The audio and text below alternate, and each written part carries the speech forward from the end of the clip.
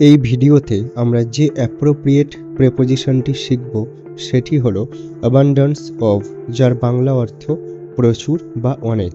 এবার কিছু উদাহরণ দেখে নেওয়া যাক। শহরে প্রচুর রেস্তোরাঁ রয়েছে। The city has an abundance of restaurants.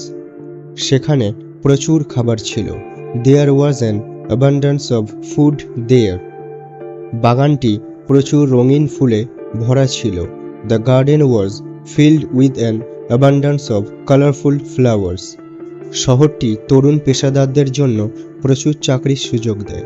The city offers an abundance of job opportunities for young professionals. কৃষকের বাজারে প্রচুর তাজা ফল এবং সবজি ছিল। The farmers market had an abundance of fresh fruits and vegetables.